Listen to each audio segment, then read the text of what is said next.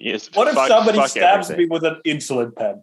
What do I do then? Okay, speaking of stabbing with long objects, we're talking Rain World. Thupa, you like Rain World, don't you? We only played it because of you. Yes, it's one of my favorite games. And I think he also likes making people suffer. Certainly. It's the favorite national pastime. Haven't you heard about Thupa, I am very specifically trying to not bring that up because I don't know if you're supposed to fucking be here right now. God, if anyone's curious, there's like a 7-month time skip between now and the last podcast. I guess you can just look at the edit thing on YouTube and know that. I have to say, we can see Thupa's face. I have to say, I was kind of surprised that Thupa liked this game, or at least confused feelings about it, because I can see. It made perfect sense to me. Well, no, here's the thing. Thupa tends to like really bleak, brutal art. He tends to like art that features despair. We've been through it many times. His favorite show is Technolize, where Technolize is about just sinking into bullshit and entropy and slowly decaying, and everything collapses and there's no fucking point. And Thupa pulls some spiritual message out of it, which I don't completely understand. What can I say? I'm a morose motherfucker. Yeah, you are. I mean, both of us are. I don't think John is. He seems kind of happy. Good for him. I do err towards positivity. You are correct. I am so sorry. When we watched The Seventh Seal, it was just an argument over which of us was the knight and which was the squire, and that was very funny. But I have to say, Rain World surprised me because Rain World is brutal. Brutal, I would definitely say. Oh, extremely. I don't know if I would call Rain World bleak, though, because when you expand into the game as a whole, there's a surprisingly positive. I don't even know about positive, but there's a surprisingly okay message to how the world works in general. It's not just a Darwinian hellhole where you die. It's a Darwinian hellhole where you live over and over and over again, and there is a way out, which doesn't seem to be the case in Technolize or Thupa's actual life. So if you can just explain that a little bit. It is certainly a very artistic game, and as you said, it's fucking brutal. But what it does really, it's a very specialized game, right? Because It would be very difficult to recommend this to somebody who is new to video games. Because here's the thing. When we talk about games in general, stuff like, for example, Assassin's Creed or Battlefield or Call of Duty comes up a lot because those are like the more mainstream games, right? Right, and I mean, people that aren't really even into video games play those. People that you wouldn't label a gamer or whatever. And when you think about those games, the big thing about them is that they're very broad in spectrum, but not narrowed on anything in specific. For example, I'm going to go a little off chart here, but let's say D&D. When it comes to tabletop RPGs, pen and paper specifically, what is D&D about? Well, you have charts about dungeons, optional rules about sanity and encumbrance and whatever. But specifically, D&D is really just gives you like a set of rules, and the idea behind the game, if there isn't something in the rule book, you just make it up. So essentially, D&D, realistically, as a game system, is about nothing specific. In other words, games go in a lot of different directions, but they don't explore anything specifically. When you narrow in on something that you really want to explore, it opens you up to using game mechanics as a narrative tool. And that is something that, as you both have been in the game and you both came the first time around, I wanted to ask you, how did you feel at the beginning of the game? Just generally, describe your... Well, it starts off tame enough because you think it's sort of like just a typical sort of maybe like Metroidvania exploration kind of game. And then the first couple times you die and you see that there's a mechanic related to dying, you're like, oh my God, dying hurts so much. Because it's more of a setback than just, oh, I go back to my last checkpoint. Now it's this meter that you have to keep at a certain level just to shift what area you're in.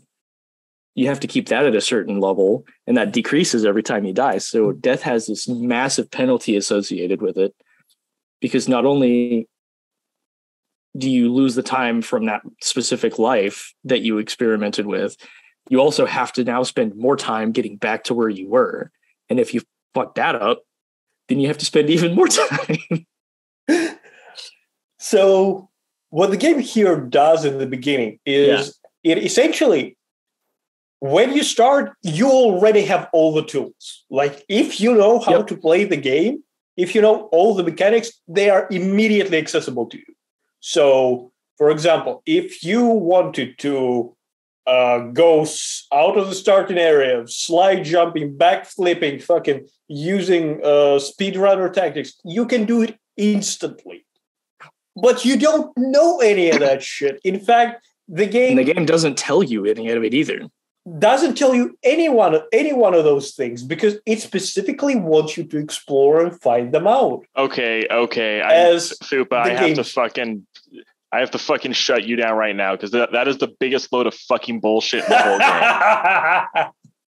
I have fucking had it with this cheeky thing games do, where they don't tell you anything about the game and they just expect you to fucking figure it out on your own, because no one is actually doing it. The game devs don't believe they're going to, the game devs don't believe they're going to actually get an audience from people not knowing the fucking controls. They know everyone is going to tell each other the controls after they figure it out. The game just assumes that you're supposed to fucking go online and talk to other people. Like, I don't believe a majority of Rain World players learn the controls by just figuring them out and hitting random buttons. They legitimately do. Like, if you go into their Discord, they will tell you that Wiki has that shit. Don't look it up. Okay. They legitimately mark controls as spoilers. Okay. That's a fucking load of bullshit, though. Like, the game should tell you the controls. Like, I'm not even saying every trick in the game, but you do have the basic controls listed on the main menu, but all the special hidden options are the ones that you're not told. Yeah, they tell you things like jump, eat, throw, and I think those are the only 3 buttons, actually. Oh, map. There's also map as well. No, but okay, this is the thing with Rain World. And just on the off chance you don't know, just type Rain World into your browser real quick. You're a little slug cat. You're a little fucking white blob of tail and legs in this dangerous world full of lizards, and it's a platform, and you have to jump around and throw sticks and rocks, and you have to eat bats.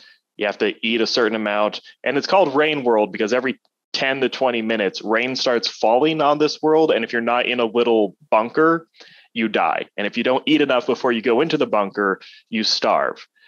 Thupa, I don't think it's fair for the game to not give you very basic knowledge of the controls. It does give you very basic knowledge. If it's some trick, if it's something you could have figured out, but it takes a lot of paying attention, that's one thing. Knowledge of the enemies that you have to figure out. I understand that. The thing where the pack lizards, the one with the longest antenna, if you kill it, if they lose their telepathy with each other. Okay, that's something you should figure out by playing. I get that. I guess not for people who just heard me say that, but whatever. To be fair, anybody listening to us is either going to be somebody that already played the game or probably wasn't going to play it to begin with. Or more realistically, someone I know. But so actually, yeah, that's completely true. It's like Hyperion. We get everyone we know involved in this shit. But if it's something as simple as you can only throw downwards during a backflip, that is a very important skill to have. And that is so unlikely to be learned by accident. You should not have to figure that shit out by just hitting random buttons. I think it is only something you can realistically figure out by accident. When you suddenly throw something downwards and you're like, how the fuck did I do this? It's been only horizontal up till this point. But you could be halfway through the game before you figure out how backflip works. In itself. Okay. Look, Because I think once you're again, both illustrating. what I've said at the beginning is the game has a narrative and it wants you to experience it mechanically. And this is what it does. In the story, you are a pup that has been lost and is now figuring out his way in the world. He has no sense of direction, no sense of where he's gone. He's lost. He's new to the area, to fucking anything to do with survival. And it introduces you this way. It gives you the basics you would have needed to narratively get where you are, but it doesn't give you any extraneous knowledge that a pup wouldn't have known.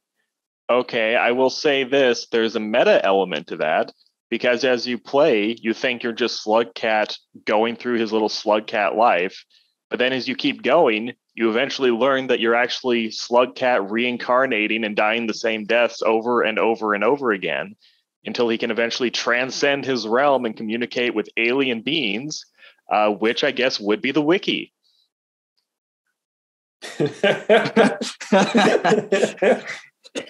The wiki aliens. I thought all the aliens lived on Reddit. No, those are where the predators are, Thupa. My mistake. I'm sorry. That was a good joke. Yeah, it is. I know. I'm brilliant. You're very funny. I know. Just ask Thupa. Okay. So just to get some things out of the way with Rain World, and I suggest that you have like a video of people playing Rain World in the side or something, because it will help make sense what we're talking about. Let me interject with, I think Thupa and you are both illustrating that there are two very different types of people that would come to this game. If you are the kind of person that doesn't like having all this stuff laid out for you and you like figuring it out yourself, this game is going to be really cool. It's brutal and you're going to die a lot, but there's a lot of neat stuff in there that if you feel really cool when you figure something out on your own, right? I don't think I ever did. But okay, that also, see that you're also illustrating another perspective, that there are a lot of people that are going to come to this and think this game is stupid. It's frustrating. It doesn't tell me anything. It's wasting my time. It doesn't respect me. You know, you're going to have this completely other perspective where people are just going to hate it because it's so brutal and it doesn't tell you anything explicitly. And you got to figure it all out on your own or go to the wiki. Like I think you and I probably both did. There was this moment for me in this game where I was like, holy shit. It was, I think it was somewhere around drainage systems. There is this area where there are a bunch of shit on top where you could climb through the upper part in this particular map. And at the bottom, there are like a bunch of pillars you can jump upwards towards from left to right to progress to the next area. And in between those pillars, there's water. And in the water, there are leeches, right? Yes. And I got stuck there the first time around horribly. But occasionally, for some fucking reason, I would see squid caders. Do you know which ones I'm talking about? Yeah, the little squids you can grab and ride. Yeah. The ones that are flying. And I would see them fucking just zoom into the room from the right. Then they would just start hovering in the air in circles. And then occasionally one would drop into the leashes, fish one out, and then zoom out with it. And I'm like, holy shit, they're eating them. Okay. And then I just kind of fucking... It was just that moment when I realized that the world has like this whole ecosystem around it that is perpetually generated, but somewhat. One of the things he's getting at is part of the charm is it's not exactly the same every time you go through an area because you don't know if certain predators are going to be there or not. I will say I get that. Just let him come back. Okay. Man, the editing for this is going to be a pain in the ass, isn't it? Nope. You're just going to let it rock? Nope, because I am going to edit it. I'm going to start editing these less because I just don't have that kind of time anymore. I can't spend all day editing the 3-hour podcast. Isaac Slender. Oh yeah, just don't accidentally say your name again. Yeah. Fuck. But it's what the fuck did I say? Okay, Thupa, I get that. I will say, if you want to see animals eating each other, there's a lot of that going on in this game. I feel like there are more convenient places to see it than the leeches in the drainage. It's not specifically that the ecosystem. It's that I've realized that there's a system of behavior there's a pattern how animals will behave in certain situations. There are stuff that I can use to survive better, right? If there are leeches, they're likely going to be squidcadas because they're going to eat of them. So I know areas where I can go if I need an extra jump boost. Right. If there are fucking flies, there are also likely going to be squidcadas because I've noticed they are also eating those, right?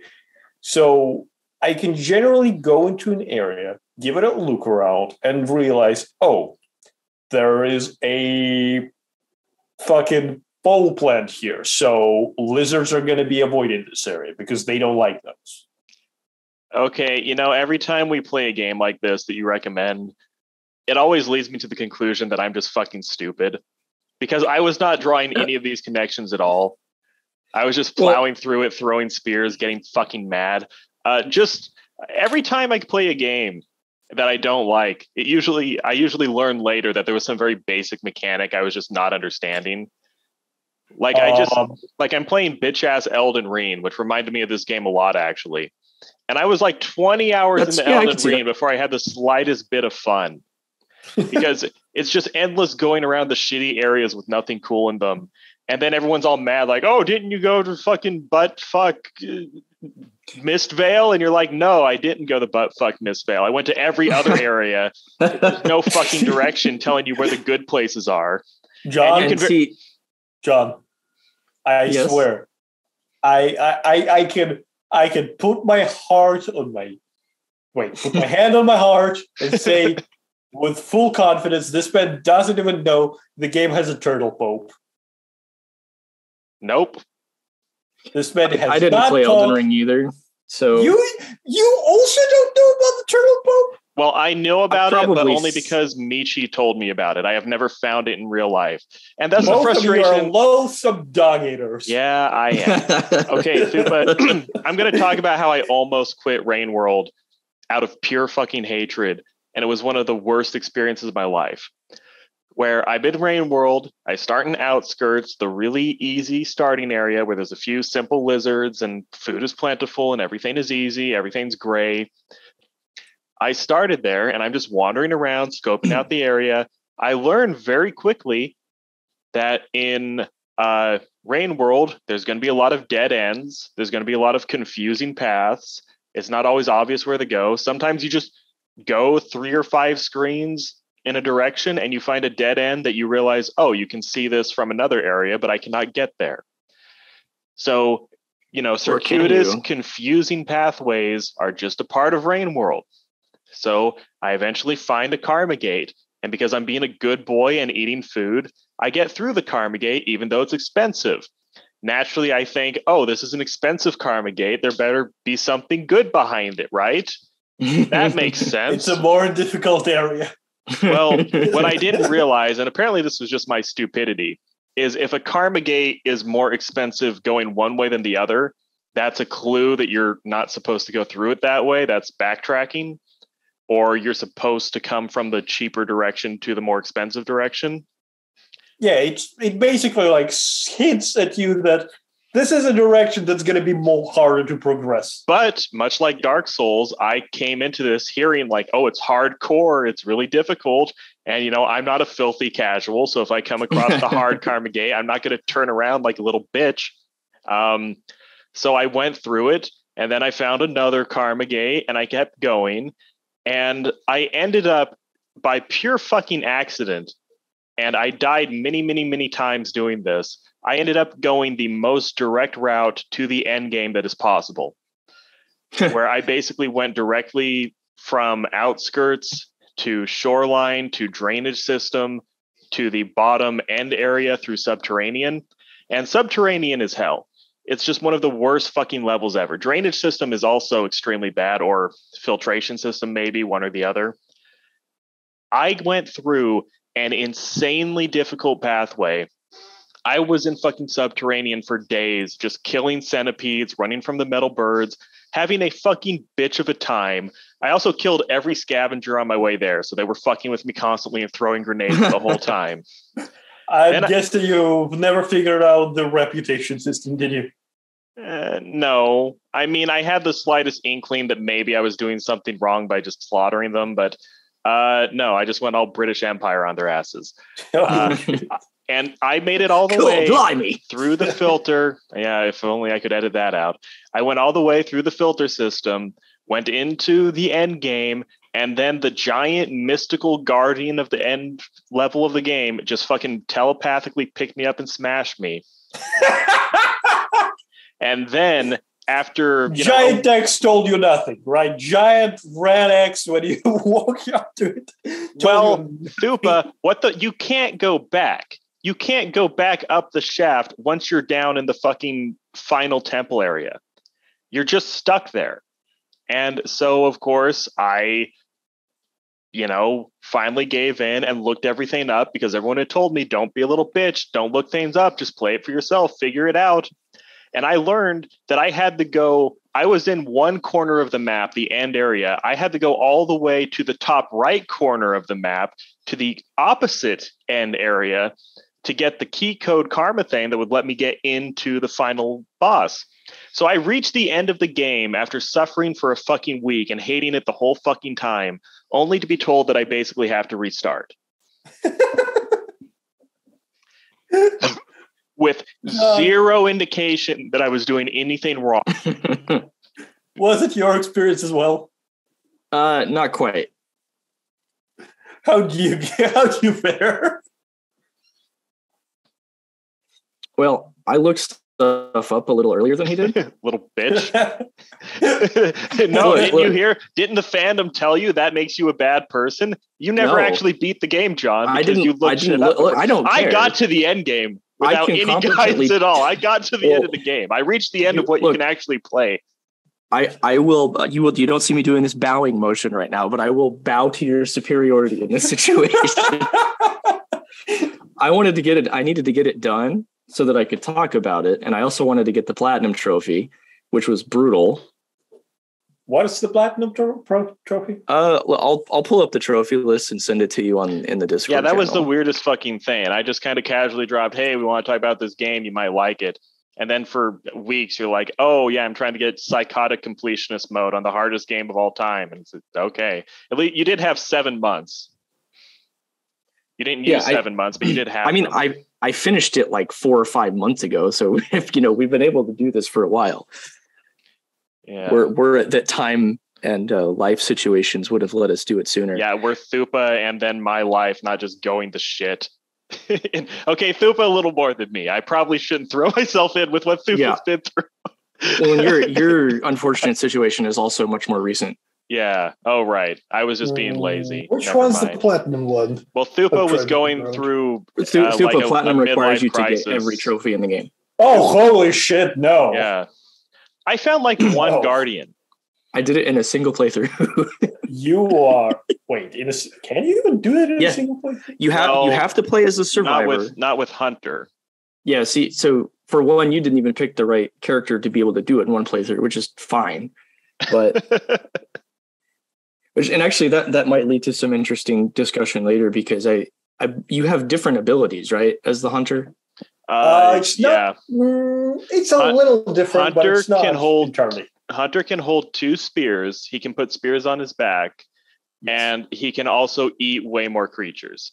He can't eat fruit, though. He has to eat a lot more creatures. He just has like a bigger hunger bar. Now, remind me, can he not eat the fruits or whatever? No fruits or flies. Okay, that's specifically carnivore. Yeah, just again, the game modes real quick, which ends up being more important than you think. And I think that was added later as a retroactive thing. But the game modes are Monk, Survivor, and Hunter, where Monk, there's way fewer aggressive creatures, and it's just I don't want to call it the journalist mode because it's not that easy, but it's the this isn't a game journalist mode. game at all. No. It's the scenic mode. Survivor is an omnivore. He can eat fruit. He can eat bats. He can eat a few larger creatures. He can eat centipedes. And he's just the generalist. It's the one you're supposed to play unless you're trying to do something weird. And then Hunter has a special mission where he has to take a neuron fly to looks to the moon. And he only lives like 20 cycles because he has a degenerative disease. And it's extremely hard to beat the game as him because it's hard to get all the way around the map in one fell swoop. But he can eat almost anything. He can even cannibalize scavengers, which are sentient beings. Yeah, the game is very hardcore. Well, who isn't? Here's a question to you guys. Are you familiar with this lore or story generally of the game? I don't know it deeply. I get the basic idea. I figured we were going to talk about that because just the basic idea is weird because the game is so much fucking weirder than you think it is playing it. Yeah. If you don't know anything going into this, you might think it's just a simple exploration game like a Metroidvania or something. But it's an exploration game, but it's a survival game. But your ultimate goal is to not be alive. The funky thing I just wanted to bring up is that all of the characters exist in their own timeline in the world, where Hunter actually is the earliest in the timeline, then is the survivor, and after everything has happened, then it's the monk, I believe. Okay, that I didn't know. Yeah, I did hear that. I think that was a retrospective thing where they didn't plan on adding all those game modes at the beginning. But then once they added it, they realized, oh, it fits into the story. It can be the Hunter is the first incarnation and Monk is the last, and then you attain enlightenment. This game is about attaining enlightenment. You think it's about eating bats and trying to find your family. It's about transcending to a higher dimension to be in the infinite plane of slug cats on the world tree. Because it's about break it out of a cycle. After you've been swimming down for 4 hours and don't realize you're supposed to go back up just a little bit. Oh my fucking God. I hate that. I was so fucking mad at the ending. And just to be clear, if you've played the game, if you're listening to this, and also it's not a big spoiler. It's not a story heavy game. The story is a very small part of it. It's just extremely, it's just extremely strange, like what they did. And when you look back, you realize, oh, that all makes sense. It's just, why? Why did you do this? Why is this a post-industrial hellscape where all the sentient beings use machines to attain enlightenment? And there's a fucking weird little robot Muppet on a stick who sucked all the water in the world up to power his fucking collapsing supercomputer. But then he just says, oh, you know what, you little slug cat? I'm trying to become God. But if you attain enlightenment coincidentally, it doesn't hurt me in any way. So go for it. And he just gives you superpowers and sends you on your way. But then if you talk to him again, he kills you. Yeah, he's a dick. After that, he's like, you know what? You're starting to bother me. Fuck off now, or we take action. And his name is Five Pebbles. Yes. He has a cutesy little name. He's just a Muppet on a stick in the middle of a supercomputer. There's no gravity. That's how smart he is. Anyway, John, I am curious. What was your journey, generally speaking? Yeah. Where did you go? I'm going to bet right now it is exact recommended route. I started in Outskirts. Right. And then I didn't look everything up right away, so I ended up going to Industrial Complex for a little bit. Yeah. That didn't work out. It's like the secondaries, difficulty-wise. That didn't work out as well as I thought it was. And then I eventually made it to Garbage Waste, Shoreline, Looks to the Moon. And then damn. What? Well, you just went to Looks to the... To people who don't know, you have to climb one of two routes to get to the top of the supercomputer, to get to Pebbles first. Then you go to Looks to the Moon. So... Now, I went to look to the moon first. There's actually a trophy for getting 4 of the, what do you call those? The things that increase your car. Yeah. Not. Oh, did I fuck up? Do you have to go? Can you beat the game without talking to Looks to the Moon? Yes. Oh, fuck. Oh, never mind. Oh, cool. I guess you can, but here's the thing. Game kind of softcore teaches you that you kind of want to go generally to the right. Yeah. You get that sense fairly early. And so you just kind of go to the right and you keep progressing areas, right? Right. And because actually garbage waste and shoreline are pretty easy to get through compared to some of the other ways that you could go. Because I think I ended up accidentally trying to go through drainage system before I went to industrial complex. And that sucked. I got grabbed by one of those fake vines like right before a save point.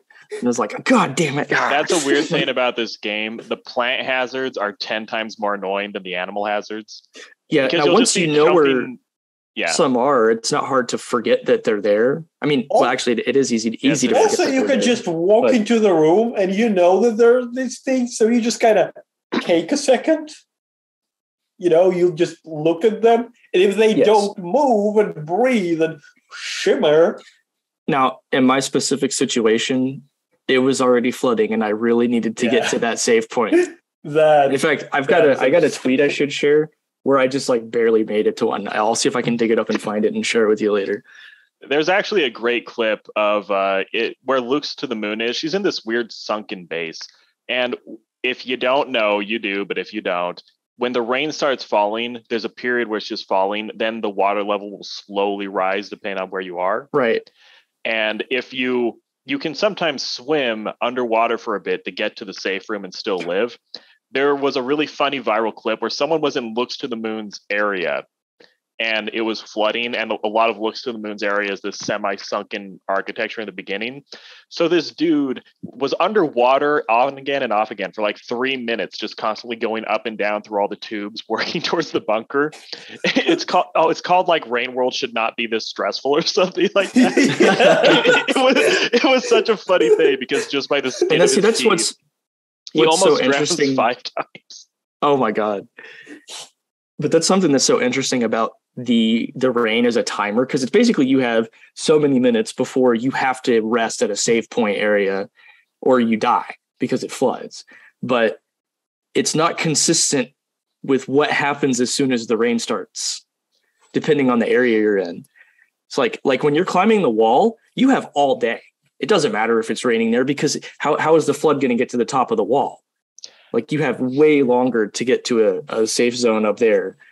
So it's kind of interesting. And then you go somewhere else and it's like, oh, the rain started, but you're completely indoors and underground. So the area floods. You know how the game fucks with you, by the way? If you haven't known, which I'm guessing at least one of you doesn't, the game actually gives you an accurate timer of when the rain starts. Yeah, and it's all circles around the whole thing. But it doesn't tell you that at all. I kind of figured that's what it meant because you would see it kind of like start shaking violently when the rain started, and it would get worse and worse. So you notice that eventually, but it gives you that. It also helps that if you play with rumble support and the game starts rumbling your controller. Yeah. I have to say, one of the most frustrating parts of Rain World for me was when I was climbing up to Pebbles. You know how there's that big area with the ring that is sticking off the side of the cliff that you go up, where there's a bunch of is it leopard?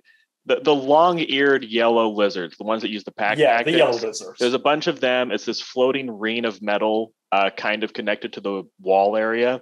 I got to the fucking top of that thing, and it started raining. And it wasn't going to kill me. I was past the point where the rain is never going to kill you up there. But I couldn't fucking get up because I couldn't jump across the ledge because the rain was pushing me down every time I jumped. Because once it gets intense enough, it does fuck with your jump height. I forgot about that. I finally beat that fucking place after like 20 tries. And then I got stuck on the top of it because the rain wouldn't let me get back on the wall. You just wait a little. It stops after a while. Okay, I didn't know that. They call it hibernate. I thought in universe the rain lasts for like a month or some shit. Here's the thing, like in the wall, specifically in that area, where you are technically already so high up in the structure of the world that you are essentially above rain clouds at some point. Yes. The rain starts, and the further up you go, the less it messes with you, but at some point it still does to somewhat significant state. And if it does, you just kind of hunker down and wait it out, because you know you're no longer on the rain timer. You just need to wait out the rain, and then you just keep going until it stops messing with you. Okay, cool. I didn't know that.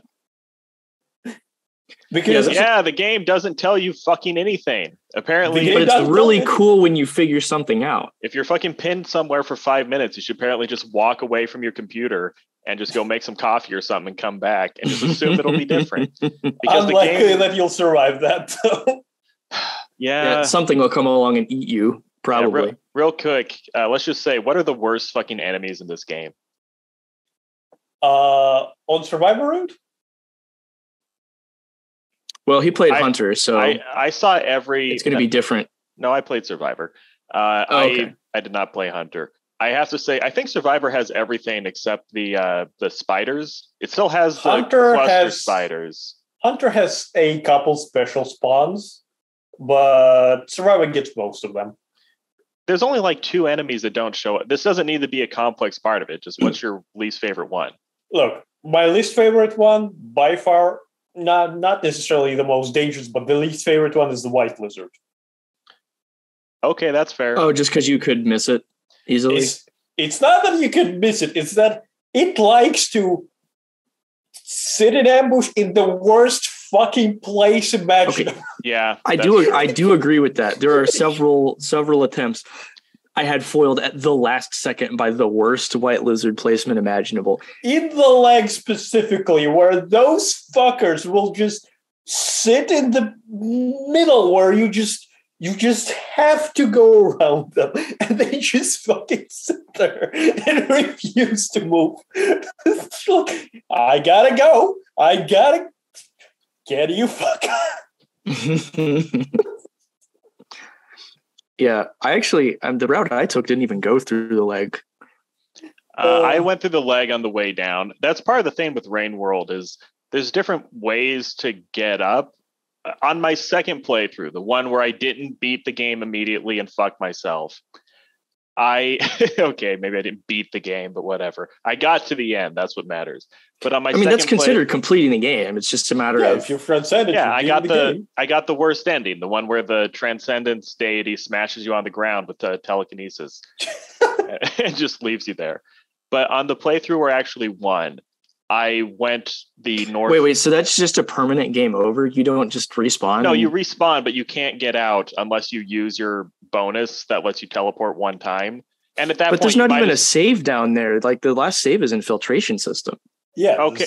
Okay. Fine then. Maybe I'm full of shit. Okay. Well, I was just trying to comprehend how you got into a fine. situation. I'm wrong. I'm a pussy and I gave up. I'm not trying to be. I didn't go through filtration system twice. After ruining my life getting there the first time, I didn't want to fucking backtrack back to the beginning when I could just restart the game, which is what I did. But anyways, on my second playthrough, I went up and to the left. I went up to farm arrays and whatever the fuck it's called, that air area. Yeah, see, that's where I backtracked to. So we probably had a similar. Yeah, and then wait. So you guys went from farm arrays to Sky Islands? Yeah. Oh, Sky Islands. I went. Yep, farm arrays, Sky Islands. I went farm arrays, Sky Islands. So you've taken the hard route. Yeah. Now I went the route to max. I had to get 4 of those. What do you call them? The echoes or whatever that increase your total karma. There's an achievement or a trophy, I guess, on PlayStation for getting 4 of those before you meet 5 pebbles. Yeah, you meet weird reality-bending demon creatures in some circumstances. And you have to have full karma to get them. Apparently, the lore is those were people who were like corrupted by vices, who tried to ascend, and they're trapped in purgatory between worlds. Again, the lore of this game is like ridiculously overpowered to what the game is. Again, you are a slug cat. You are a cute little floppy creature with spears, and then you just occasionally just happen upon higher dimensional beings that have unfinished business that just give you karma. Then you go on your happy way. I wonder if in universe the slug cat have the slightest fucking clue what he's doing. Like, does they he also even vent on you. They what? They also vent on you. They're like, yeah, they tell you the lore of the world.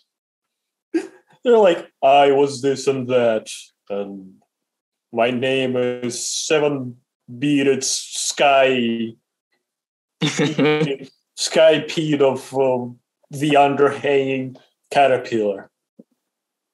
Awesome. But yeah, what the fuck was he saying?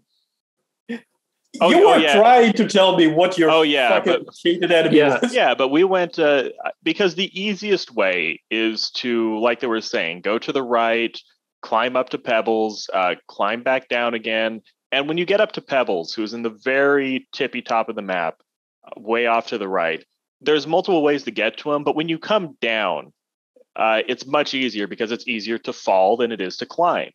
You see, I learned that from getting over it with Bennett Foddy, which I just beat the other day. I ended up going the hard way, and because I'm good at video games, Thupa, I beat it, and it was easier than my first playthrough where I went the wrong way and went through Subterranean. But yeah, I went up to Sky Islands, I went off to the right. I did not hate Sky Islands as much as you seem to think I was going to.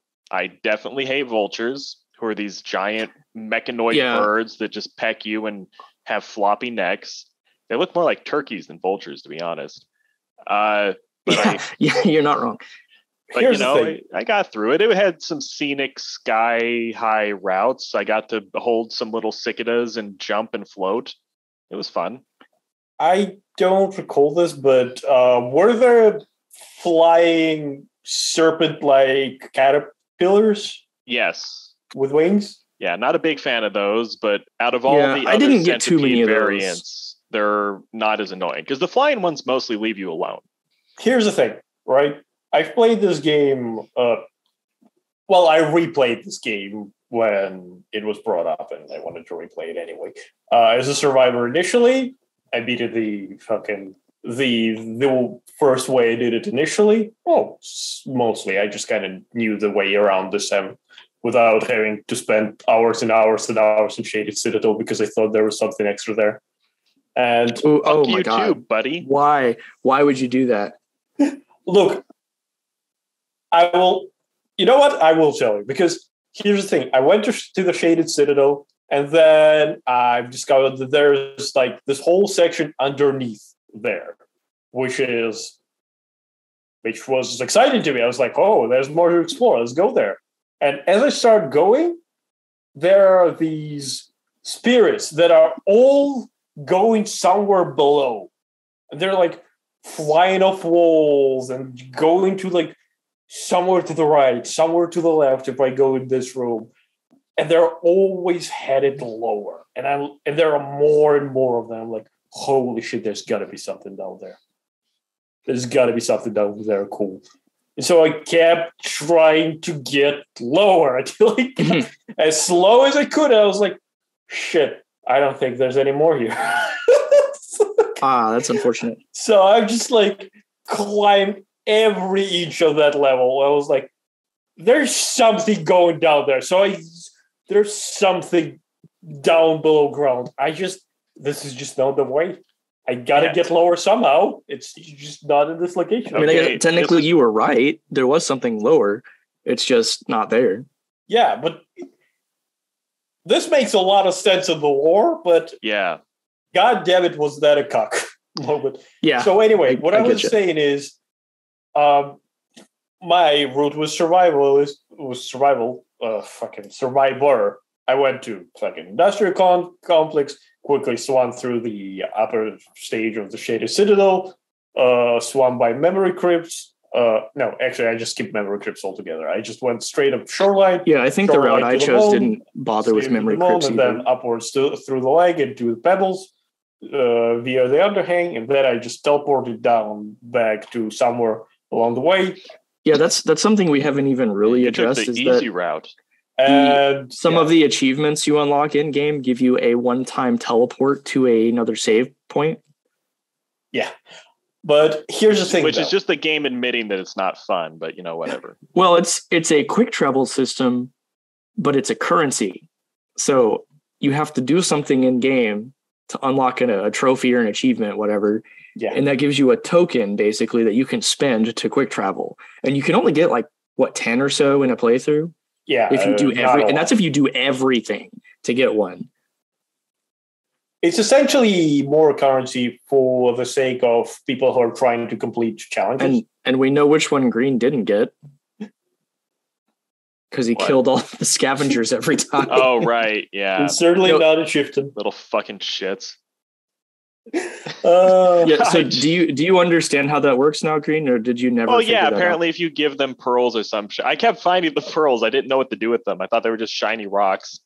I'm not good at video games. Why every time I play a video game, I reach the end and people tell me that there was some very obvious thing I did not figure out. Look, in your defense, you have played a lot less games than Thupa and I have. Right. So there are things that you just kind of pick up after you've played so many video games. You sort of understand the general way game mechanics work or what types of progression systems things have, where you get these ideas about maybe I should try this and this and this. Games are fundamentally like a Sudoku puzzle. There's a solution. You just have to figure out what it is by using reasoning and deduction. Oh, okay, cool. Because I used my reason and deduction. That doesn't mean you're I saw the first scavenger camp. And I see a bunch of sticks with, dead people on them. And I think, oh, these are a bunch of savages that kill people and put them on sticks. I should get some rocks and throw them at them, show them who's boss. And if they would have been shiny rocks, you would have been okay. Yeah, then you just stab one and then they keep showing up over and over again and you keep throwing spears at them and killing their families. And then more and more show up and it's, occasionally a lizard will be a pal and kill one for you. And that shows that the lizards are better. So the way I figured out that interaction was just as I was going to the right, I saw a pearl, an NPC pops up, that little observer named Iggy, I believe, yellow guy you followed at the beginning. Yeah. Yes. He just kind of pointed at the pearl and said, "Pick that up, pick it up." And I was now, the game does offer these little hints in the form of those, what do you even call them, firefly robots? Observers. And if you get close to the orange one, sometimes it'll have this little cartoon bubble come up that kind of explains something in a very vague or in an alien manner. It's basically just a still picture. It's like in those old Looney Tunes cartoons where somebody would just hold up a sign with a phrase on it to tell you something. Yeah, Slugcat jumps out over a cliff and he he's just walking in the air. Then the observer says, "Don't look down," and he looks down, and then he falls very far. Okay, the observer just kind of pointed me at the pearl and was like, "Pick it up." And I quit fucking listening to him after a while because it just seemed unhelpful. He's like, "Oh, here's a slug cat in this direction," then you go in that room and there's no slug cat, and it's like, "Oh, okay." Well, I think that's supposed to mean you are the slug cat. You should go this way. Oh, yeah. Okay. At least that's the way I took it. Slug cat goes there, right? Oh shit! But sometimes it would be a bat. Is he telling the bats to go in there? He's telling that's like, hey, there are bats in here. Well, no, I figured out that part. Sometimes there weren't bats in there, and it's like, okay, you're making me walk a long way for being helpful. Yeah, okay, fine. Maybe I'm not the best at video games, but I still beat it, and that's what matters. Yeah, and that's right. I'm not trying to make you feel stupid or bad or incompetent. My point was just that the more you play video games, the easier it is for you to pick up another game and kind of figure things out. Yeah, you just kind of start figuring out patterns. Because there are certain, it's basically you just have more pattern recognition in your history to apply to the next game that you play. So yeah, I know. My dad was watching me play something one time. He was like, "How'd you figure that out so fast?" I'm like, "I've just been playing video games for a while. You kind of know what to look for." Say this. What I was saying is, no, this is important. Damn it! He pointed me towards the pearl, and I was like, "Okay, I'll pick it up." Wait, can you hear me? Yes. Oh, you're ignoring me. Yes. Okay, I got a bunch of static at the exact same time, so I thought you couldn't hear me because obviously you would obey my commands. No. So I grabbed the pearl. I went to the post because it was along the way where I was going, and then a dude comes up to me and starts fucking slamming spear in front of my face. And I was like, "Okay, I see a bunch of pearls on the tree. This guy is clearly saying don't do anything stupid." So I pull out the pearl, and he stops and he looks at me. And I was like, "Oh!" So I throw the pearl, and he just goes up, picks up the pearl, and just waves the spear like, go on now. So I was like, oh, that's how that works. And then I go and nobody attacks me. Yeah, it's a toll. Okay, fine. I thought I was supposed to kill him. And then bring back something you can. else, right? You asked me, why did I hate Sky Islands so much? Because the next time I played was on the Hunter. And I went to Sky Islands to cut through the short path towards the fucking Five Pebbles, and Sky Islands on Hunter is infested with heat lizards. Oh, the ones that can jump? The cyads. The cyads. The ones that fucking leap. They have explosives in their butts. They can fly all the way across the screen. And they're not even that good at it. They just fly around like idiots. They are derpy as fuck, but do they ever make a problem? Oh, Lord. And it's also just infested with drop wigs. Yeah, I have to say, earlier I tried to ask what is the worst enemy, and we just ignored me. I have to say, drop wigs are the worst enemy. I didn't get a chance to even talk about that. Well, I tried to bring it back. Okay, cool. Drop wigs are the worst. Does anyone argue with this?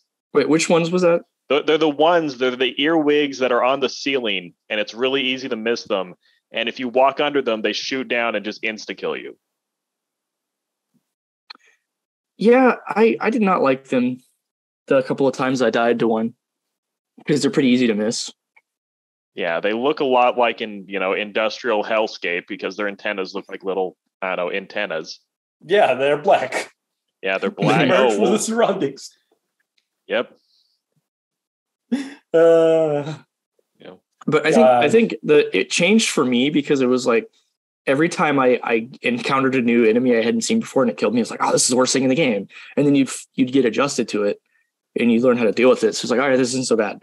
Like I hated vultures for the first part because I didn't realize there was like a visual tell in the background sometimes for them when they were about to show up. There's a change in the music. Yeah, I didn't realize there was a change in the music at first. There's a giant blinking light that says vultures in, English. Yeah. Kind of like when you run into a boss in Mega Man, it just flashes warning on the screen. Yeah, Vulture Man. You actually can take the vulture's power to some extent. You can take their masks. Have you? No. Have you, John? I never did that either. No, I did not try. I only ended up killing like one. I don't think I ever killed a vulture. Or if I did, it was just offhandedly throwing a spear and then running. I mean, they take a lot of shots. They are tanky, but the way you kill them is especially it's easiest on Hunter because obviously he has 2 spears. What you do is you just chain stun them, right? You bring them down, and once they're down, you just keep pulling out the spear and just smash it right back into them. Yeah, once I realized you could chain stab, a lot of the lizards got much easier to kill. Because I hated the tankier lizards for a while. They would take like 4 or 5, sometimes 6 stabs. And you're like, how do I kill these things and not just die? But then you realize there's like a prolonged period where they're just stuck there because you hit them with the spear. You can actually just run up, grab it, and toss it right back into them. The really fun thing with the lizards too is if you hit them just right, you can pin them to a surface, and that's always funny. Yeah. Oh, that is very amusing to just watch them flail around but not be able to do anything. Yeah, it's hard to do, but it's funny. And that's what the backflip is good for. You do a little backflip, you hit them in the tail, they're just stuck there. You just run off, they're going to get eaten later, but life is hard. Right. But another thing, you have to go after fucking Skylands, you have to go to Chimney Canopy, and that area has the red shit. Specifically, the red lizard spawns there, and the red centipede. And oh my god, I got 2 of those fuckers. Holy shit. I don't think I ever encountered a red enemy or a I super think enemy. that's dependent on... They are both locked for Hunter. Okay. Yeah. Those are hard mode enemies, and the red centipede is pretty much the top of the food chain. Like, it just fucks. It crawls on anything. It is hyper quick. If it has you, you're dead. That's it. I hate the centipedes in general. They're right below the drop wigs with being the worst enemies. I was actually going to say regular centipedes are probably my least favorite enemy. I had a fucking horrible time because I know the red ones are worse. The big centipedes are almost impossible to deal with anyway. I had a very unfortunate period in Subterranean where, for some reason, using my video game instincts, I kind of believed that the red centipedes, you could jump on them like platforms if they were in the right position. Because when you get into Subterranean from the angle I got into it from Shoreline, there's just normal centipedes, right?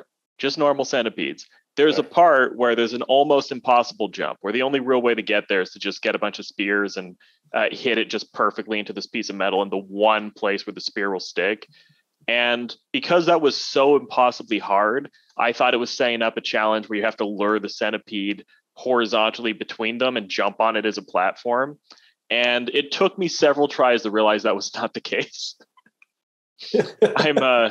I'm not the best at video games. What can I say? You were trying to do the Mario. This is a very I thought it was Mario. That might actually be why I thought I could do that. Just need to superimpose the original Mario Brothers death jingle in here. I mean, I probably could. Yep, man. That yeah. But I should say, hey, you know what? You know what a horrible area is? Right. Shaded Citadel. Oh, Underhang. I was going to say Underhang. I didn't even have to go through Underhang is I didn't even have to go through Underhang. I absolutely, if there's one area I hate the most, it's the fucking leg. I didn't hate the leg because for me, I took the leg going downwards and I had a hard time with Underhang. So by the time I got to the leg, it was not that hard. It's just jumping fucking down. I mean, the only problem with the leg is there's a bunch of daddy long legs down there, right? The biggest problem with the leg are the white lizards, because when you're trying to climb up, you're sometimes in a situation where you're like, okay, so there's daddy long legs that is trying to butt hump the area from which I've crawled into, and now I'm staring right at the fucking lizard, and who thinks I don't see him, but I do. And he's looking right at my exit point, and he ain't fucking moving. Yeah. Can we talk about the randomness in this game and how that's the single largest complaint about it, right? Sure. How random the game is. John? That largely depends on the person, right? Like, some people are going to love that because it makes it different every time, and other people are going to hate it because it's not consistent and you're not struggling over the exact same challenge every time. Damn it! Keep talking. Oh, okay, right. But that's going to appeal to different people. Like, it's not you're playing Mario Stage 1-1 and it's identical every time you run through that level. You're playing something where the terrain is the same every time, but what's going to be placed there is different. Okay, so but the big problem and the thing that everyone argues about is in Rain World, it is extremely common to have enemies spawn in a way where you just end up, it's either impossible, completely fucked. It's either impossible to live or it's almost impossible to live. And I think part of and I agree.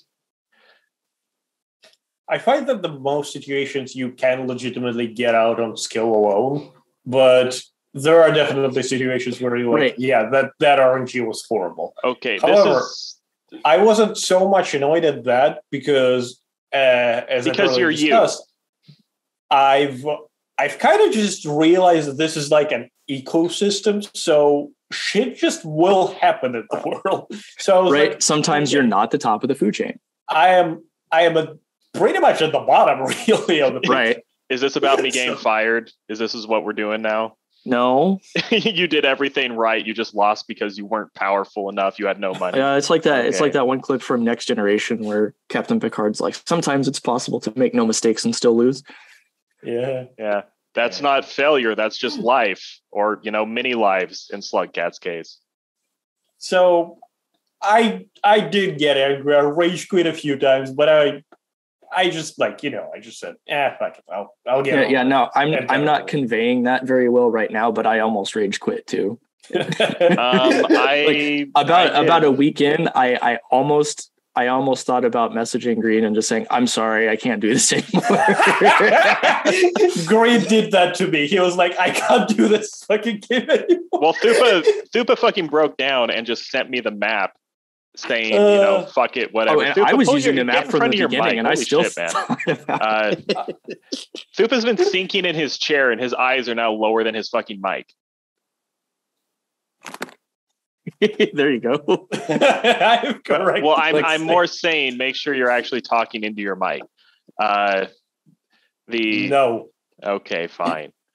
I like how you still leaned into the mic to do that. You're like, I just turned my head. I'm not actually leaning.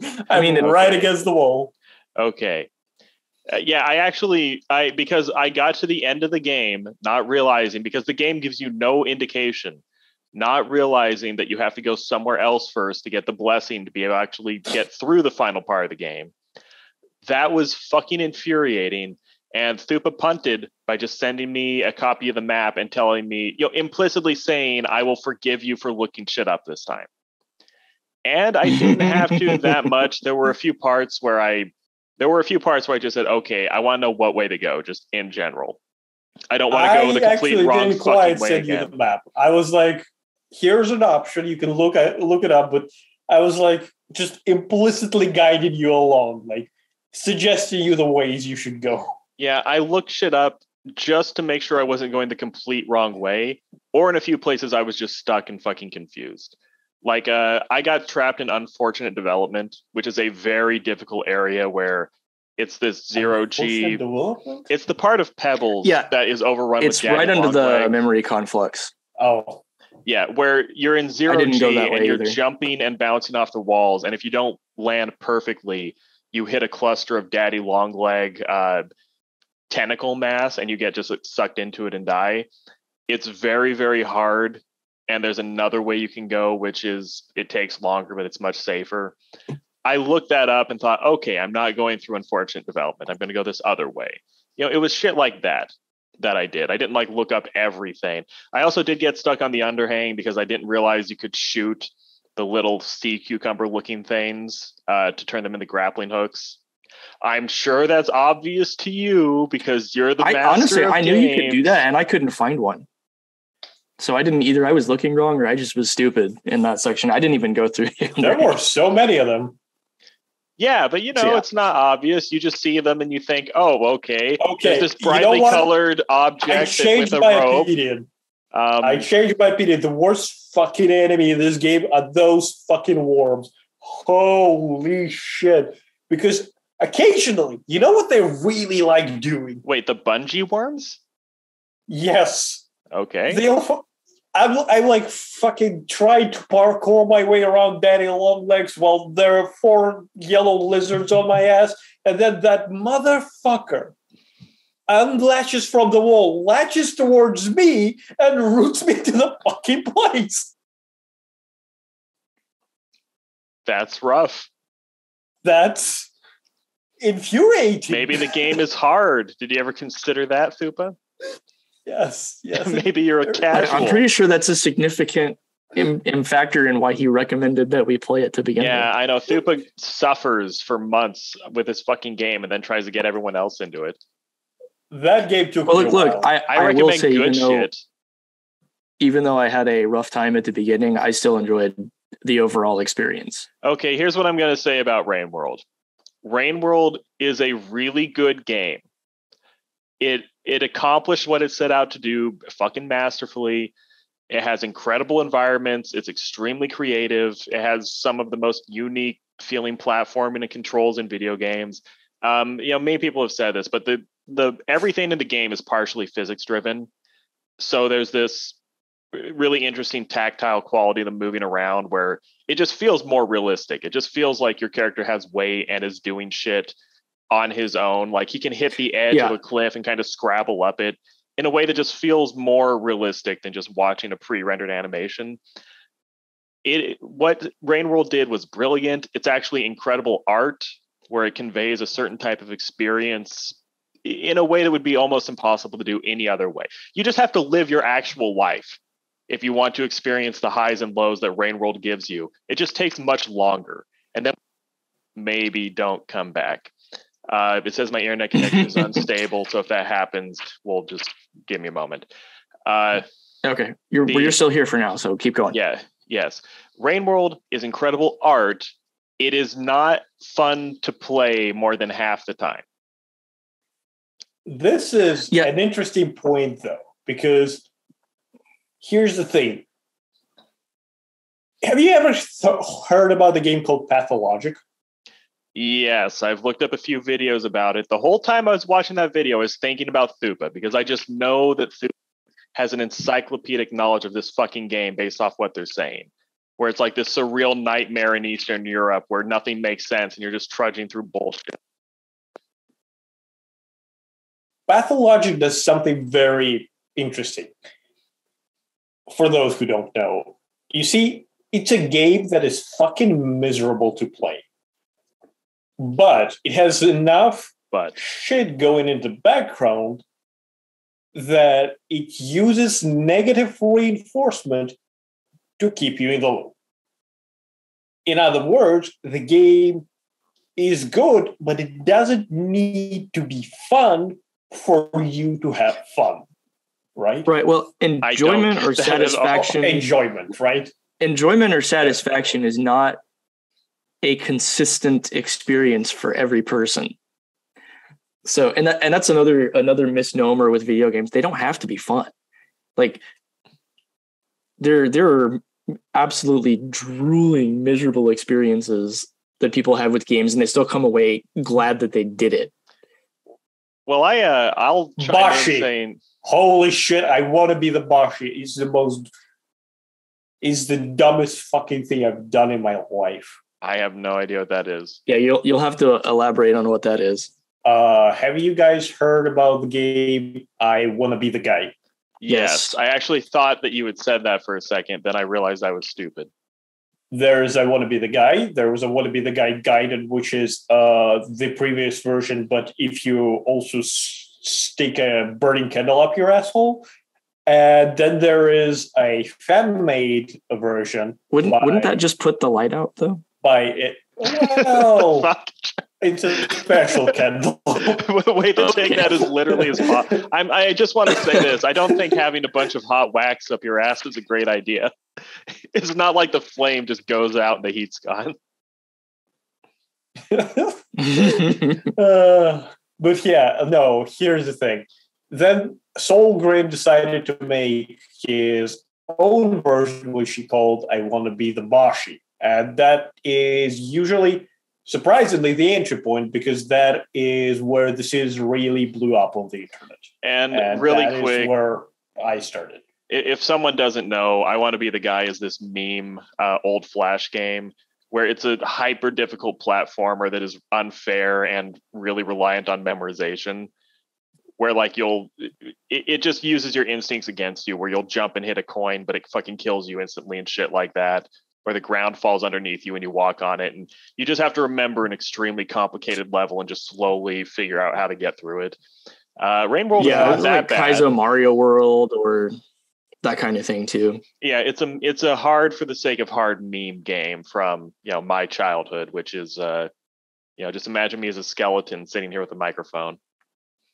It's a game that is unfair by intention. A game that is difficult but extremely fair is Getting Over It with Bennett Foddy that I just beat yesterday. Because like John is saying, some games are worth playing even if they're not fun. And I have this weird relationship with Foddy where when I suffer a major personal setback, I play it again and I get better every time. I beat it in 20 minutes this time. Yeah, and I think Rain World lies kind of somewhere in between those games where it is hard, it is punishing, it is unforgiving. It is not predicated to be like necessarily a very fun experience, but it is enjoyable to play. The mechanics are very good once you understand what you're working with. And once you start discovering those little things in the world, like noticing patterns in animal behavior, in the behavior of, for example, scavengers, you start recognizing like certain pattern in the backgrounds and how everything has like some sort of thematic going on. And you realize that there's more to the game that is happening in the background that you might realize. That is kind of like, it's fascinating to me. I would never recognize a pattern, Thupa, so I guess this just isn't my game. I will say, I think Rain World would be more fun because I played it a bit yesterday. I managed to go the entirety of my Rain World career without going to Garbage Wastes once. So last night, just for the sake of completion, I went, and Garbage Waste is one of the beginning areas. It's like skipping level 2, 3 in fucking the original Mario or some shit. Like you have to work hard to not go the Garbage Waste, and I did. But I went there just for the sake of seeing it. I think Rain World would be a lot more fun playing it again. You're not taking it that seriously, or you're trying to do the achievements like John did that were the side thing. Because I played Rain World wanting to beat it. And a thing with me is... I don't think that's the right way to approach the game, yeah. Obviously. Holy shit. I fucking... Yeah, well, no, because if your singular goal is beat the game, I mean, which is technically was in my case too, because I was going to have to do that to get all the trophies. But any setback along that trajectory is extremely frustrating because you don't know when you don't have a good indicator of when you're going to necessarily have a fuck up. You don't always know how much it's going to cost you. And there's no consistency to what failure brings. I have to say, if Rain World this is almost sacrilegious. If Rain World had almost just been a goofy sandbox where you just go around and try to live for as long as you can and just have fun or something, I might have even enjoyed it more. My thing is when I'm trying to make progress, and this was my problem with Elden Ring, when I'm trying to make progress and I put a bunch of energy towards something and then the progress does not happen, or I just get told, fuck you, it was all your effort was worthless, you just went in the wrong direction, I get fucking mad. And I played Rain World. I worked really, really, really hard to get to the end of the game before I had, and then I just got killed by the giant. And I was fucking mad. And I would have had a much better experience with Rain World if I had either just not given a shit and I had just been exploring and seeing what would happen, or if I had just looked up how to beat the game and done that. Because I tried to figure it out for myself. And I told Thupa, I asked Thupa, like, how odd is it out of a scale of 1 to 10 that I did this? And he said, oh, that's like at least a 9.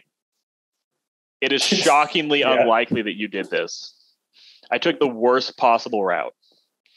I have soft guided a lot of people through this game in my time. I've suggested it to a bunch of people and generally inquired, where are you going? It only came out 2 or 3 years ago, right? Around 3 years back, 3 or 4. It's not super new. It's not super old either. Yeah, because it was what? It was a Kickstarter project, and it was in pre-release for a long time. So there's a lot of people who played it relatively recently. That makes sense. So anyway, a lot of people go the very same route. They go to industrial complex, then they realize that there's entrance to the shaded citadel, then they get lost there. They end up in memory crypts, shoreline, moon, and from there on, leg, underhang, whatever, 5 pebbles. And he tells them to go down, and then I just kind of let them explore up to that, right? About Shaded Citadel, this is a thing too. When you get up to pebbles, you get a little boost where your character glows slightly for the rest of the game because you've attained that's optional. That's optional?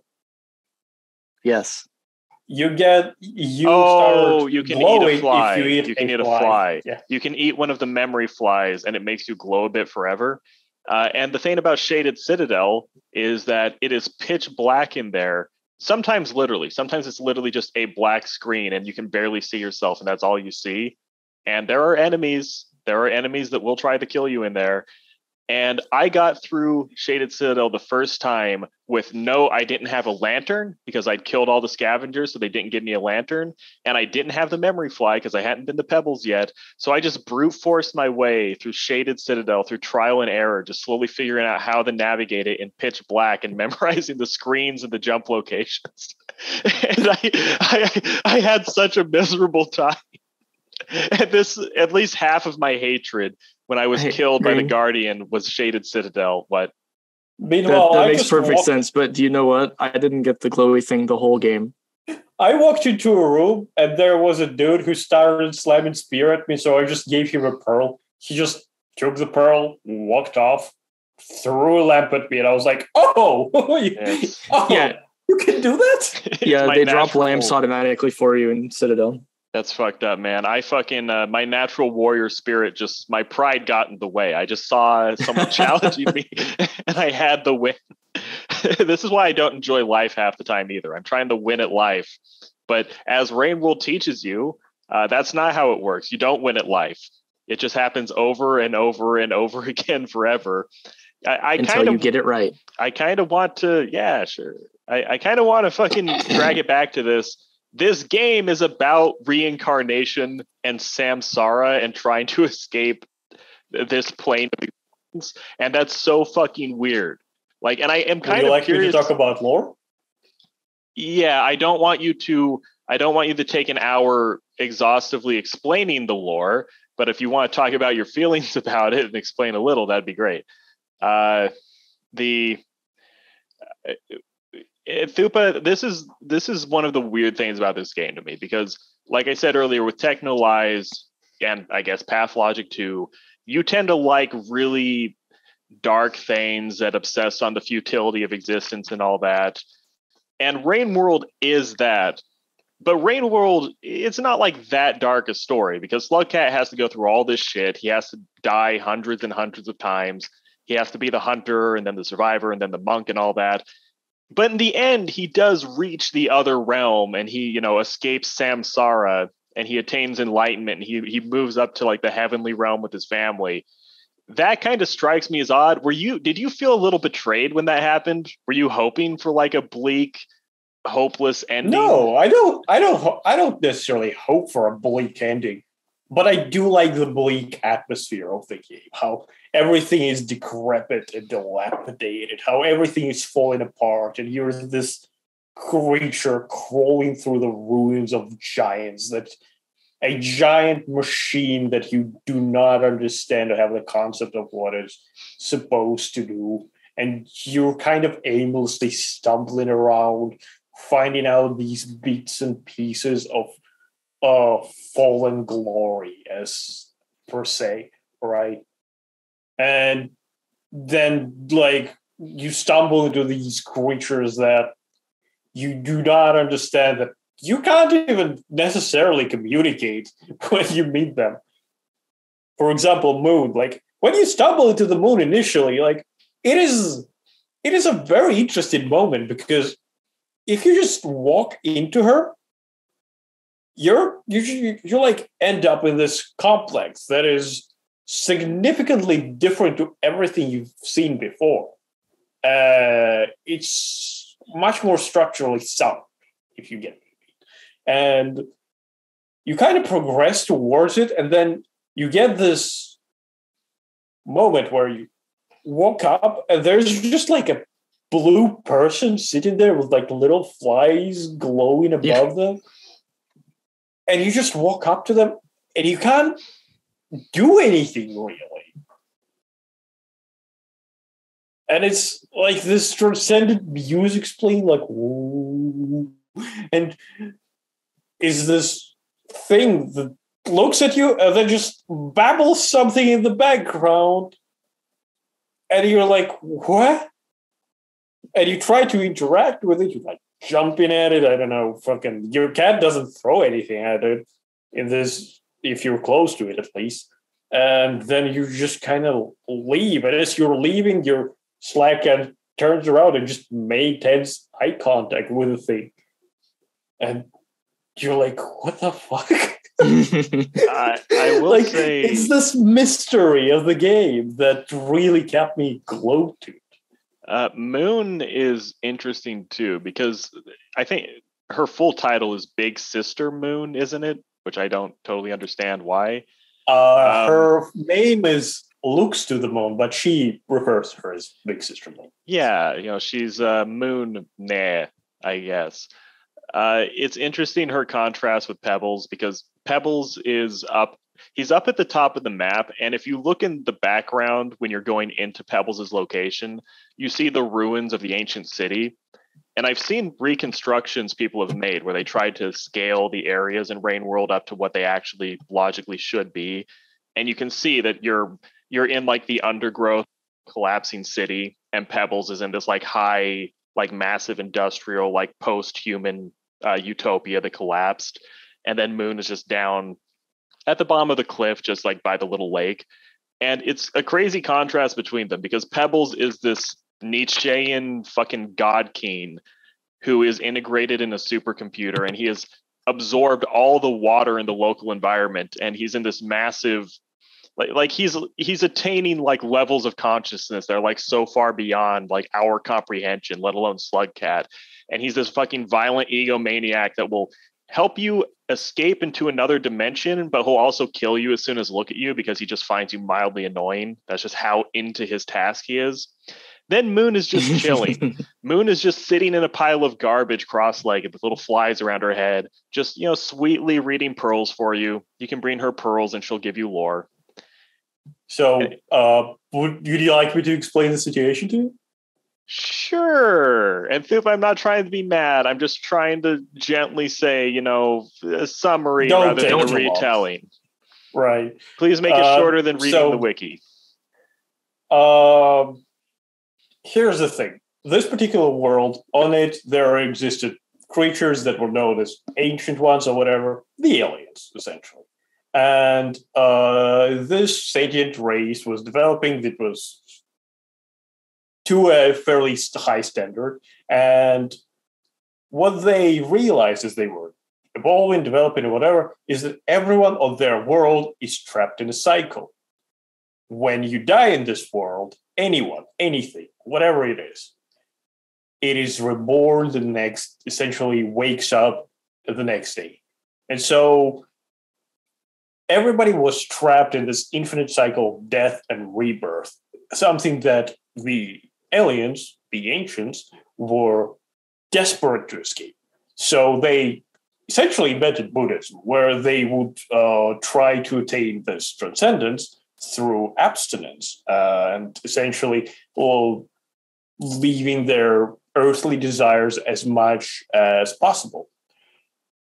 Until one day they dug too deep, as you are prone to do in Dwarf Fortress, and found something called void fluid, a fluid that would essentially eradicate anything that came in contact with it eventually. And it was a huge breakthrough for them, because they've been this entire civilization hellbound on finding a way to die. And they find the void fluid. And after a few experiments, they realize that people who get disintegrated by the void fluid never come back. And whole revolution happens in their society where they start making it as public as possible until the fuck-ups happen. Because you see, some people, when they were dying, had too many earthly desires and were transformed into hideous creatures trapped in perpetual torment. Also those squids who give you the fucking karma that you find across the world. Right? Hello? Yes. Yes, I thought you were saying right to as a non-fluency or whatever those are called. Never mind. So keep going. They transform into those things that are stuck is essentially in purgatory because they can never escape now. They can never die. They can never be a part of the cycle again. They can never partake of the fluid again. So, which is also why you have to have maximum karma to beat the game. Yes. So people got scared, and what they've implemented is the karma system. You needed to be a certain karma level, escape. So, having to have certain level of desires, having lived through certain sets of cycles of rebirths to be essentially wise enough to be allowed to go down there. If you tried to, otherwise, the fucking thing would kill you. You'd wake up in your bed and you'd go on to your merry way to achieving your fucking way to rebirth, essentially. However, the society was not satisfied with that because they were essentially given a cure-all solution to their however many millennia problem, and now they can't use it. So they did a thing that is a backup plan, essentially. What they did is they've created the iterators, whatever, iteration. Iterators, yeah. Iterators, each and every one of them is essentially a megastructure so huge and powerful, a computer so giant that cities could be built on their backs, multiple. And these iterators required a shed ton of cooling, and for cooling they used water, hence the rain cycles. What they would do is they would consume a lot of water. That water would be evaporated as they use it for cooling, and then that water would come down as stupefying rain. So all the infrastructure essentially moved from down below up onto the backs of iterators. And that's where the aliens lived. And the reason those computers were created was to solve the problem. How do we die? However, there was a little thing that the creators did was as they ensured that the iterators obeyed the cycles themselves. There was a breakpoint in their programming, which they could not escape, is that they need to solve the problem for the aliens, but they couldn't die themselves. However, eventually, one way or another, the aliens went and the problem remains unsolved. This is kind of where we're getting close to our game timeline.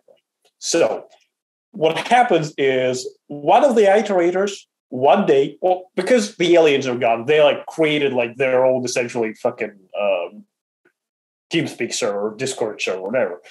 All the iterators were connected between each other, talking in DMs, whatever. And one of them one day goes, I've solved the problem, and then fucking blows up. Everybody goes apeshit over it.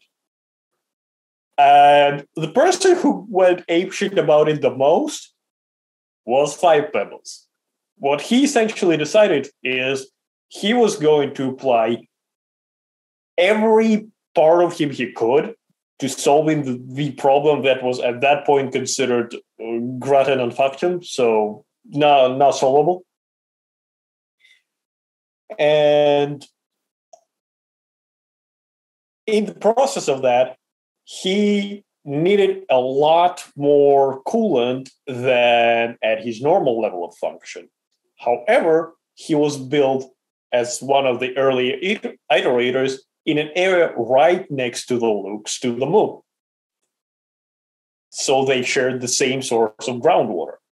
And in him consuming above the measure, he consumed her coolant, which meant she started to overheat and her structure started to collapse. She, however, could not contact him because Five Pebbles just kind of ghosted everybody. He just said, fuck all of you, and just zeroed in on this, completed this task, and just nobody would bother him. And that happens for a while until Looks to the Moon is like, I'm in a critical condition. My infrastructure is collapsing around me. I can no longer do anything. She used, as the essentially head admin, she overrides Big Sister Moon. She was one of the earliest ones. She had the most privileges. Overrides, gets into his DMs, distracts him from some important calculation, and everything goes to shit for him because of that. Because she interrupted him at one of the most critical points. And essentially what happens is he creates Daddy Longlegs. The blue shits. That was his idea. He tried to kill himself through those by slowly shutting off his systems. Instead, he essentially, the creatures he was trying to create broke out and he had to dump them, and a lot of his system got damaged in the process. And because of that, there was no communication. The system was drained. The ecosystem was destroyed, and Looks to the Moon collapses, and what is left of her entire complex accessible is where we find her. Essentially, she was just as big a structure as Five Pebbles, but very little is left. And this is, right, in short, where we find ourselves. Yay! And then the title screen happens. Well, not really. That's when the Hunter title screen. Okay, I have to say the fucking. I guess that makes sense. It's kind of weird to me, and it still bugs me a bit that the game begins with just showing Slugcat, fall away from his parents and wash up on the beach and just start living by himself. It starts in such a grounded way. Then it progresses towards this infinite recursion thing where Slugcat lives and dies thousands of times before you. I think it's implied this has happened a lot before the beginning of the game, or is it implied that the Hunter is his first life and then it just goes from there?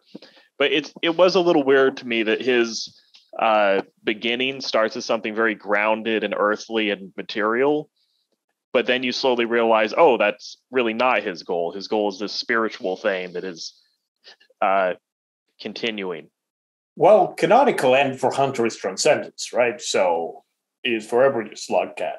Essentially, no, you're a different Slugcat. This is another interesting point I would like to bring up about this game, by the way, because a lot of creatures that are in this world, I don't think they're entirely natural. I think they're much like Slugcat, evolutions of maintenance creatures that were living within the ecosystem of the aliens. For example, one of the pearls in Industrial Complex, I believe, or somewhere, never mind. But if you bring that pearl to Looks to the Moon, what she will tell you is initially Slugcat was just like a slug that was created for the purpose of cleaning the tubes and areas like that. And that kind of explains your body and why your creature is so adept at climbing these narrow spaces. Yeah, it's always cute when Slugcat's little legs are going and he's the exact same size as the tube and you just see his little feet pushing him. Okay, well that makes sense. Or when you turn a corner and you press the jump button at just the right time, and then phew! Oh my god, the scavengers are scavengers. They're there to scavenge parts. It makes so much sense. Think about it like this. For example, in this world, there are things like vulture grubs, right? It is a grub that shoots a laser in the sky that summons another creature. Think about it in the manner of a mechanism. What if it was something of a signaling system creature, which needed another thing to arrive for it to fulfill its function? But as the two evolved along with each other, one grub uses now fucking vultures to defend itself from other predatory creatures, while no longer so much fulfilling its purpose, but using it as an evolutionary set. Right? Lizards have fucking metal on their faces, most of them. Yeah, that was a weird thing about the lizards. You think you're supposed to hit them in the head, but your spears just the head is the strongest point. I know. Right? There seems like a lot of the creatures don't seem entirely natural in this world. Well, the vultures literally have jetpacks. I will throw that out there. And King Vulture has a gun. Yeah, it has harpoons. Yeah. You know, as a certain mer person from an abandoned D&D campaign also had, lots of harpoons. Yes. That was fun. I mean, a lot happened between then and now. Who knows? Maybe years from now we'll complete that. I crashed the boat, but it was worth it. There's also Leviathan. Don't forget Leviathan, the giant fish creature where his head is a giant snapping hydraulic press. Yes. Probably not natural. What did you guys think about the actual ending? Like the last level of the game. You mean the walkthrough, the depths? Everything past the Guardian. Right. The one who killed me because my karma wasn't good enough. I was so down for it, but I was quite confused at one point. I was confused. I also found it scary. Also, you know what? Fuck the Guardian a little bit. It's like, oh, this slug cat is not enlightened enough. This literal fucking tube mammal slug creature has not attained my level of wisdom. I'll just smash it on the ground. That'll teach it. Well, I guess it worked. I did learn my lesson. It keeps you from being in purgatory for eternity. So that's kind of doing you a favor. Okay, fine. Yeah, let's just make it scarier. Let's just make the green subconscious fear of this situation worse. Thanks, John. The last level, it kind of freaked me out. I knew it was completely harmless at full karma, and I still was freaked out by that entire area. Yeah, it's spooky. Yeah, because with the depths, when you get down there, there's a few weird floaty guys who make you go this way or that way or the other. The world gets procedurally more golden. Yeah, and more distorted as well. And once you get past the part where I died the first time, you go from this Aztec temple looking place. Well, not really Aztec, but this temple looking place. I should probably say Buddhist. Something that looks like it wouldn't be out of place. Thing. Oh. Thupa's attaining enlightenment. By which we mean probably going to the bathroom. Same thing. Before enlightenment, chop wood, carry water. After enlightenment, you piss. Even the Buddha had to go to the bathroom. All right, Thupa, you're back. Okay, but I probably should have said it looks like a Buddhist temple. That probably makes more sense, although I don't really know. And once you get underneath it into the caves, there's the weird time distortion thing where everything becomes floaty and distressed, and you see after images. Then you eventually make it all the way. Sure. Yeah, but then you go down into the caves and everything's floaty and golden, and you find a lake of magical golden fluid, and you just start swimming down. and it takes a very, very long time to swim down far enough where it happens. Or alternatively, if you have to go back up. I never figured it out. I do know it took me way too long to get the ending once I was in the lake, to the point that I got mad because it was like, okay, I've suffered so fucking much to get to the ending of this game. And now I don't know if I'm glitching out in the void fluid or not. And I'm seeing fucking worms in the background, but nothing's happening. And yeah, you keep swimming down. I was confused by that part because I was like swimming down, but at some point I was like, have I swum down too much? Yeah, that's what happens. Seems to be happening. I got to the point where I was like, okay, am I going to just, because I looked it up actually and said, no, just keep swimming down. So I was like, okay, am I going to just, I was actually considering taping the joystick down and just like leaving the room for a bit. That's how fucking over it I was by the end of this game. The magical fucking lake of golden mystery fluid is not holding my attention anymore because I'm just so fucking mad and sick of Rain World. But yeah, eventually you go down and a void worm creature comes from the depths, goes around for a bit, and he snaps you up, and he doesn't let you swim all the way down. He carries you off somewhere else, and then you just are in the slug cat realm, and there's a tree filled and or made with slug cats, and you go in it. Well, there is a little bit of swimming to do here as well. Just a tad. A bit of explaining. Swimming. Oh, swimming. Yeah, that was some scary fucking shit. This is one of the scariest endings to a game ever.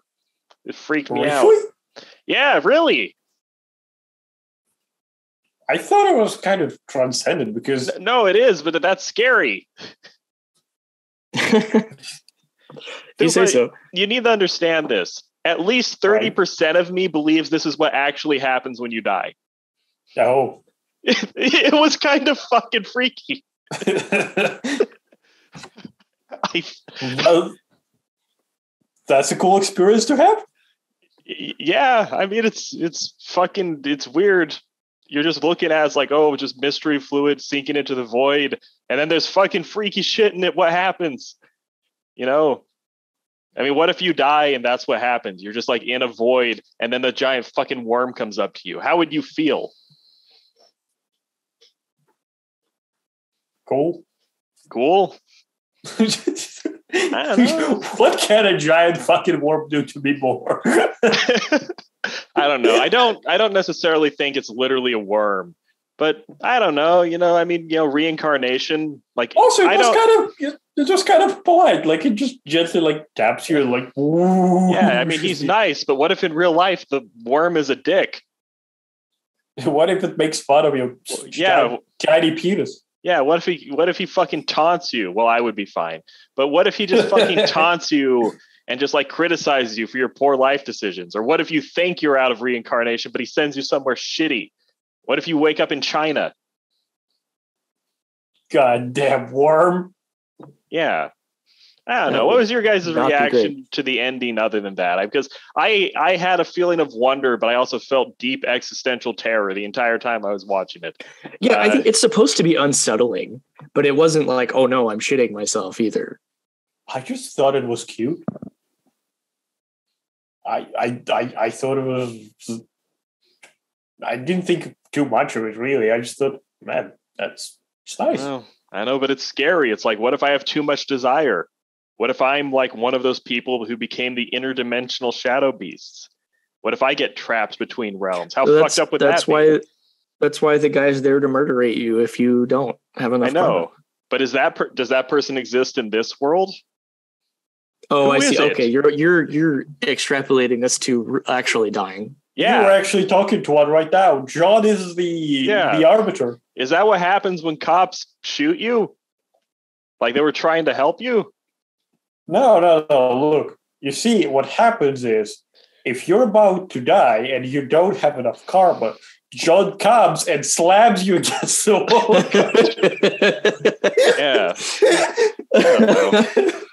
But John, and then you wake up in your bed 2 days early. I don't know. I just lay awake in bed and think about this a lot. Like I think, like, what if I'm fucking up? Like, how do I know? I don't know what the universe is. I am? You are. Oh. That's weirdly What? No. comforting. What? That you're fucking up? Yeah. Wait, why did John slapping him against the wall. wait, Thupa, why did you say that? Did you mean it like just, humans make mistakes and you're fucking up no matter what? You know what? Don't think too much into it. Just John, let's just say yes. Yeah, I don't know. I want to. That's what I took out of it. It's like, fucking life is hard. I can't know what I kept thinking about when we were talking about this. Have you heard of that? Have you heard the Terry Davis quote with the pigeon? I'm not sure. I can't recall if I have. It doesn't ring a bell. I think I have the name right. He's the guy who made the Christ operating system or Temple OS. He's the guy. He was the crazy schizophrenic who made his own operating system so he could talk to God. Oh, he had a quote where he was doing a live stream and and he was talking to people and he said, I had a pigeon once and it was looking at my computer screen and it doesn't understand what it's looking at. And does the pigeon freak out? No, it doesn't really freak out. It just kind of pecks at its screen. It just kind of looks around. It spins. It has no idea what it's looking at. But it doesn't really draw any conclusions, And he said, we're like that, maybe. It's like, maybe you look at what's going on around us. Maybe you have some bird ideas. Maybe that's the best you can do. And that's what I thought about with Slugcat, where Slugcat doesn't really understand what he's seeing at any point. He's just kind of plowing through life, being guided by forces he doesn't control. And in the end, it works out. But he didn't really have that much agency the entire time. He just kind of kept plodding along until circumstances put him in the place he was supposed to be. Like, is that how it works? Perhaps. Certainly for some people. Yeah. Are we just being guided by otherworldly forces? Are we actually the forces guiding the Slugcats and we don't realize it? Like, are we a manifestation of like another dimensional presence that are steering the human bodies around, but we actually aren't them. We just think we are because we're next to them all the time. Are we playing the Slugcat right now? Yeah. It's much like Slugcat. Yeah. Slugcat. Slugcat. well, it's been melted to slag at this point. Oh, no. But yeah, much like Slugcat, eventually you find 5 pebbles and he projects onto you his desire to die, and you're like, yeah, same shit, bro. Is that why we all as millennials and Zoomers just want to die? Yeah.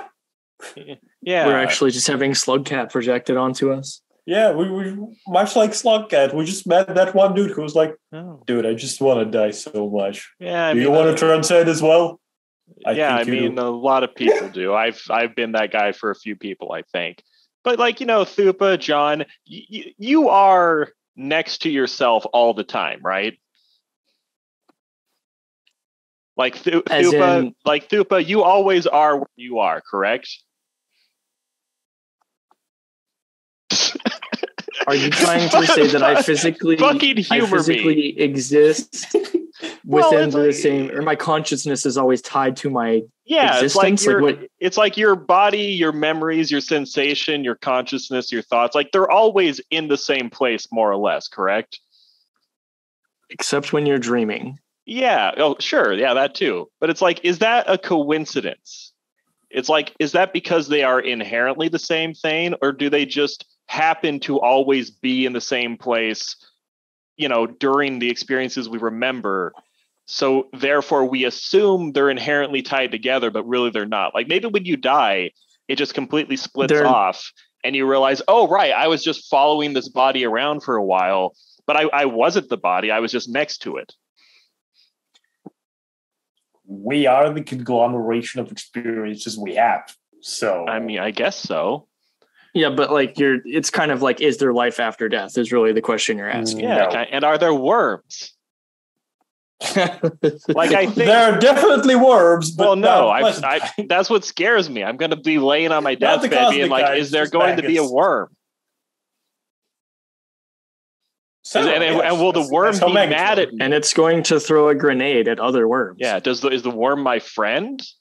Does the worm, if the worm is mean to me, is that because it wants what's best for me in the long run? Like, have I failed probably the worm? had a tough day at work, and now he's gonna ferry another soul to the afterbirth of some. He's just kind of annoyed. I don't know. And it's like, why did Slugcat have to go through all this? Like, was it a precondition for him getting to the good Slugcat place? Was it a coincidence? Like, what did any of it mean? And like, if we don't know it, how could Slugcat possibly know it? Well, I mean, I think the game mechanics of the world, in the case of the narrative, extrapolate that you have to attain enlightenment to transcend. Yeah, it's very Buddhist in that sense. But I don't think I've attained enlightenment. It's not even necessarily that you have to. It's that I think a lot of creatures in this world, well, everybody in this world is trapped in the cycle of rebirth, will of samsara, essentially, and the whole point of Buddhism is that you're trying to break out of the cycle. Yeah. So, and one of the main tenets of Buddhism is that every creature inherently wants to break out of that cycle. Thupa, I'll be right back. I need like 5 minutes. I'm sorry. Right. So, in other words, I just think that creatures in this world natively desire the transcendence. Yes. Yeah. So it's not a matter of whether you want to or not. You want to inherently. It's the matter of ability. And Slugcat was very graciously provided an opportunity. Yes. By a massive asshole. by a douchebag, yes. I'm staring at your avatar. Who's that? I feel like I recognize her. What? It's Aoko from Tsukihime, Melty Blood, Witch on the Holy Night. Melty Blood, that's... Type Moon property. God, is that the one with the vampires? Yes. God damn it. All right. It's a fighting game based on Tsukihime. Oh, it's right, it's a game. I was thinking anime. Jesus fuck. I think there is a Tsukihime anime, but it's so there is a Tsukihime anime, but people pretend it doesn't exist. God damn it.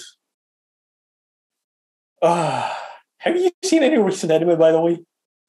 I'm watching Bochi right now. Right, Bochi's great. Bochi's fine, but you've got to watch Evidence from the Shadow. Is that right now? Airing right now, or it started in the last season with Bochi, but it's still airing. There are 20 episodes in it. Okay, so it's a 2-core. So there are supposedly going to be 20 episodes. Yeah, and then I'm watching. Right now. I'm watching Tomo-chan this season. All right, but you gotta watch Eminence from the Shadow because it's so bad, dude. It's so fucking bad. It's fantastic. Imagine if Kirito was self-aware.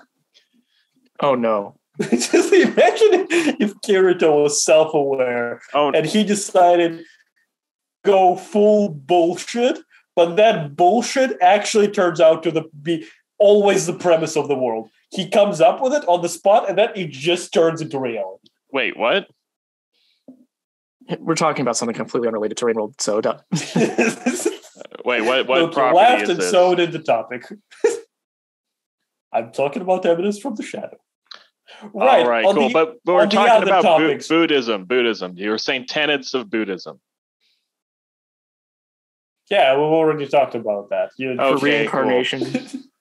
Yeah. I mean, it's like it's Mushoku Tensei, which now that I'm unemployed, maybe I should. Hey, I'm the jobless incarnation now. Just get hit by a truck and you're good. Don't say that. Don't kill say ourselves. don't say things you don't want to happen. Like you joke about that, dude. I got a friend that literally gets hit by a car every fucking year, without exceptions. Intentionally? No. Okay, That's what makes it worse. he's doing something. The guy just lives in the megapolis. It's normal.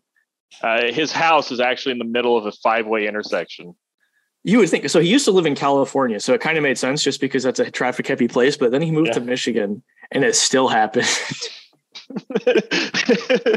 In a place called Michigan, I assume he would get shot more often than fucking right over. I mean, it's like a smaller town area, so not a lot of traffic. Or holy shit, Green! We should move Michi there. What? What's his Michigan? Michigan.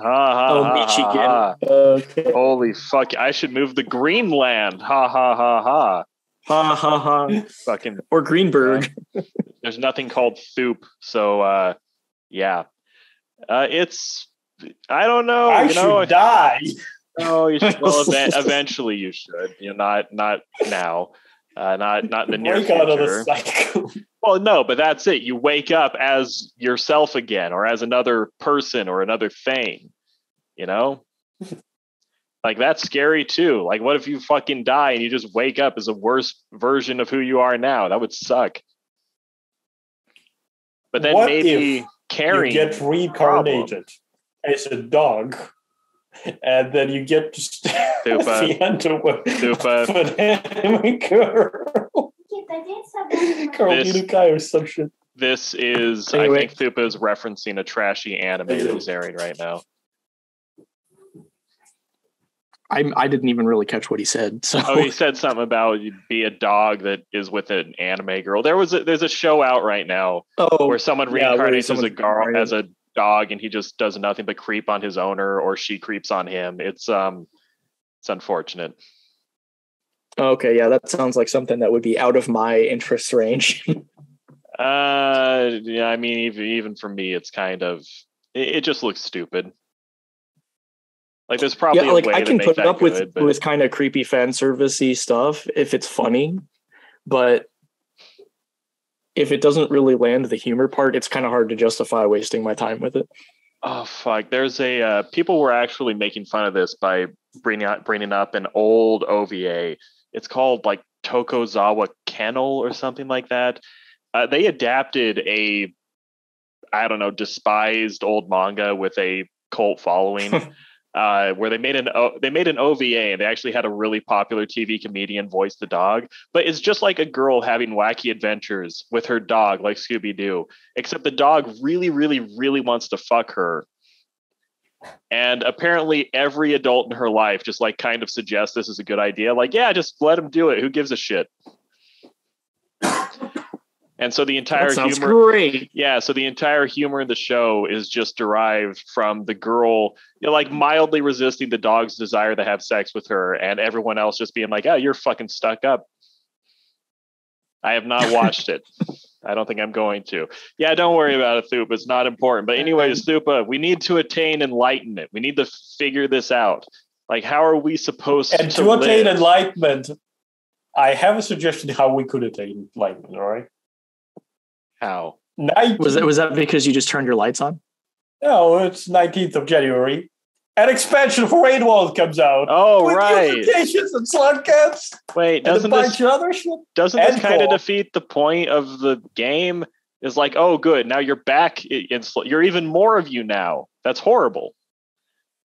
He's trying to escape. More locations, and there's more story. I will say it's story gameplay segregation, ludonarrative dissonance. Okay, I will say there better be a lot of content in this for the amount they're charging for it. That's all I'm going to say. How much is it? It's $15. I mean, the game is what, default 20, right? In US? Yeah. Game's going up to 25. Okay, fine. I don't remember I did not pay that much for it. I'm looking at it on Steam right now. It's 20. It just looks like they're just adding some characters. Just announced like as modes. Expansion releases, they're gonna increase the game price. Like I better see a lot of content in the areas they go in if they're going to charge this much for it. Like they better have a bunch of new enemy types. They better have some interesting areas that have a unique feel. We've already seen a couple new enemy types. There needs to be a waifu slug cat. There needs to be that. There's Gourmand. Gourmand. I don't know what that is. It's a slug cat that is fat. Very fat. Oh. So what is this, like super hard mode? Don't make fun of me. He's much slower. He jumps worse.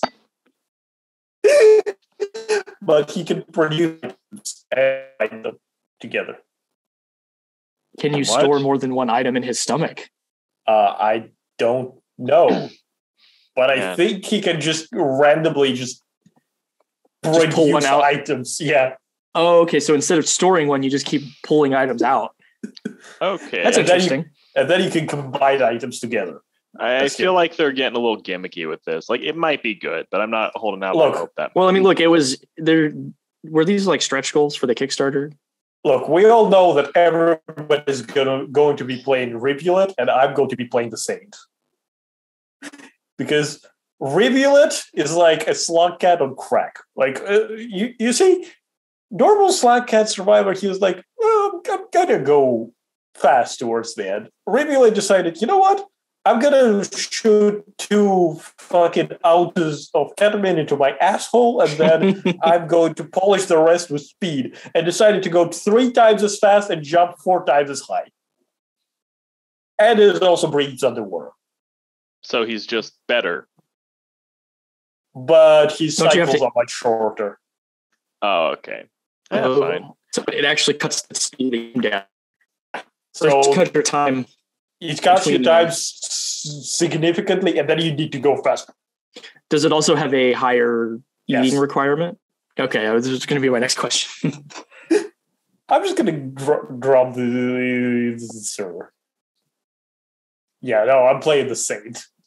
I was actually giving a thought to just like doing a side-by-side screen comparison just to demonstrate that I am not that bad at the game. Because I think everyone thinks that I'm really bad at the game.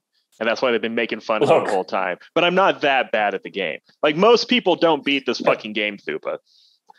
You also have to take into consideration the game is hard. Yes. So beating it in any capacity is an achievement. Yep. I'm pretty great.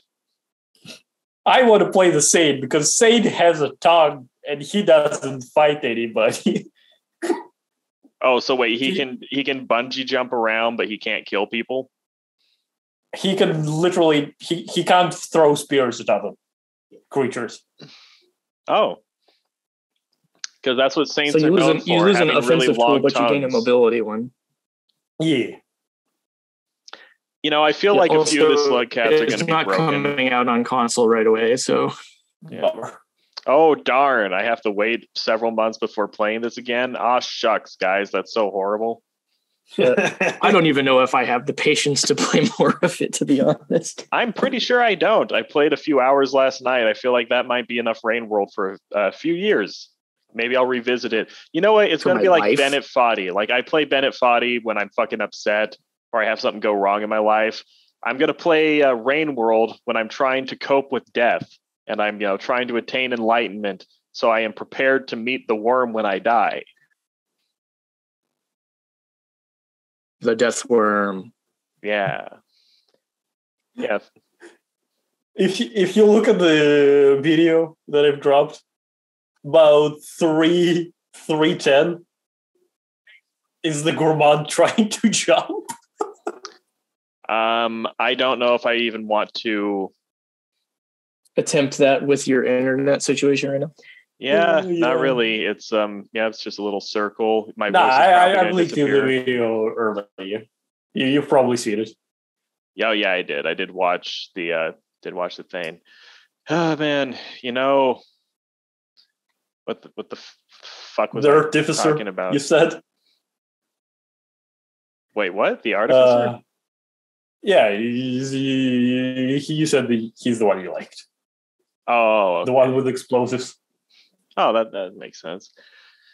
Yeah, it's scary. This is a scary game. No one should play it. It'll keep you up at night. You'll be terrified. It's not that no one should play it. It's that this is only going to appeal to certain kinds of people. Yeah, this game is for adults only, and not even all adults. You have to be at least 26 if you want to play this game. You have to have read some of the Bible. You need to be familiar with the Bhagavad Gita. You don't necessarily have to have read it, but you need to know the basic storyline. You know what's the worst familiarity part with meditation. Oh, go Thupa.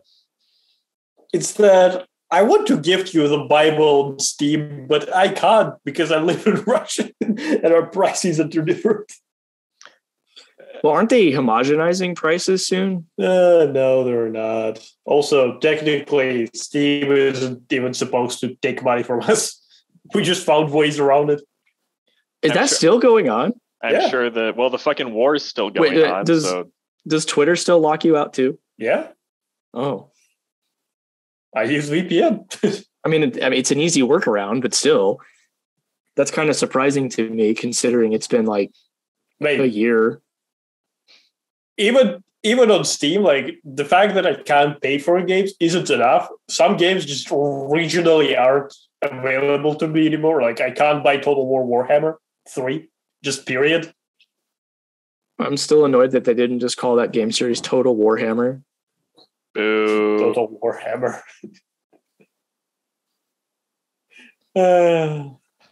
This is good because this will give me motivation to finally talk about Mushoku Tensei, which I've been trying to for well over a year now.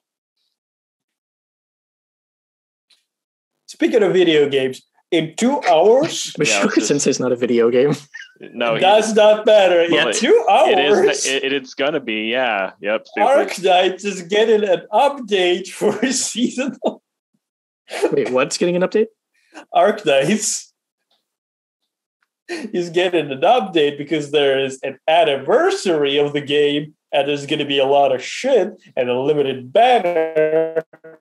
Yeah, that my internet was being really peeny right there. I will say, does anyone have anything else to say about Rain World? Because we should probably say that because now we're just pontificating about Rain World. It's the game you just played. Yeah, well, just is a strong word, but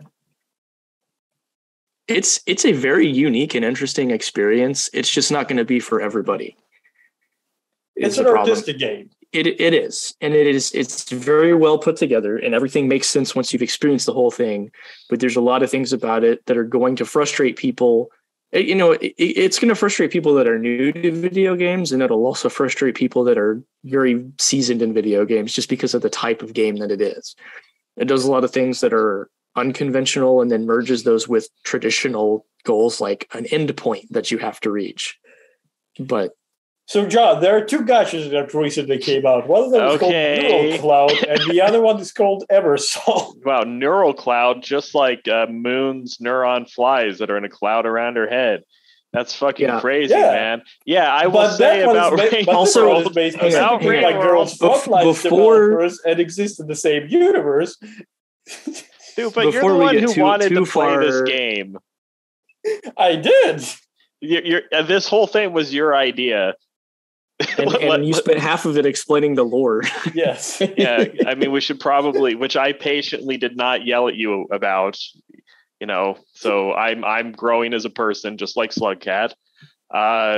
We should probably at least try to summarize the game before you just drift away into the void fluid. I just think we have already a couple of times. Okay, really. Okay. Also, fine. I'll say this: Rain World. It's not the most fun game. Very well made. I respect the people who made it. It's not the best game. It's very good art, though. Captures what it's doing very well. Keeps me up at night as I wait for void worms to devour my soul because of my desire. And next weekend, you're playing it with me.